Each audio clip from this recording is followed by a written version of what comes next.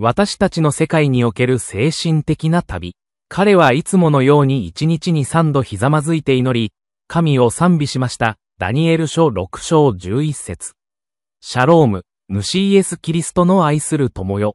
今日の読書では、ダニエルが1日3回祈る習慣が神と共に歩む上で重要な部分であったことがわかります。ダニエル書6時11分。ダニエルは、まず立ち止まらなければ、精神的な再集中はできないことを知っていました。この休止により、彼の旅は別の形になり、周囲の人々の目にもはっきりとわかるものとなった。私たちはどうですか？ダニエルのように、他の人とは違うと思われるリスクを冒しても、後から貴重な教訓を学びましょう。魅力的に見えることは、よく見えることほど重要ではありません。鳩は歩いている間は視線を集中することができません。そのため、一歩踏み出すたびに、視線を再び集中させるために一瞬頭を後ろに回す必要がありました。動きがぎこちなくなり、頭が前に動いたり止まったり、後ろに動いたり止まったりしました。私は、バハテラ・ラジャワリヌサンタラ・バラヌスのクリスチャンス・ハルト氏を招待し、美しい年齢の家族、ケシやバハテラ歌手の賛美に同行し、以下の称賛を挙げます。心が重くなった時、誰も私の重荷を理解してくれない。私はイエスに尋ねるどうすればいいですか？彼はこう言った。彼はいつも私のことを気遣ってくれます。私はイエスに来る。彼は私の重荷をすべて背負ってくれる。祭壇にひれ伏し、私は自分の命を捧げる。私は神の恵みを受け入れます。彼は私を許し、解放してくれました。彼は私の人生を変えた私の心を新たにしてください。何かが起こるあなたが彼の祭壇に来るとき。神との精神的な旅において、私たちは鳩と同じ問題を抱えています。歩いている時に見えにくくなることがあります。次の一歩を踏み出す前に少し立ち止まり、神の言葉と意志に再び注意を集中する必要があります。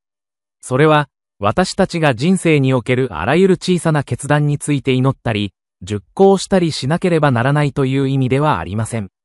しかし、神との私たちの旅には、前進する前に物事をより明確に見ることができる休止のパターンが組み込まれる必要があります。この世に簡単に惑わされないように、イエスに目を向けましょう。アーメン。今日のインスピレーション。キリストにおける奉仕には刷新の瞬間が必要です。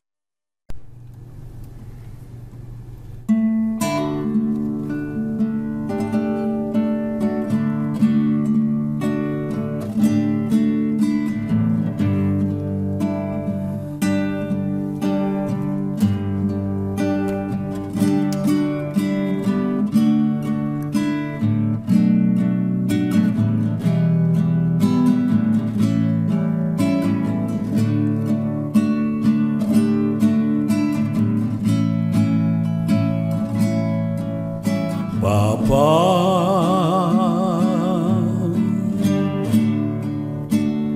Engkau sungguh baik, kasih-Mu melimpah di hidupku.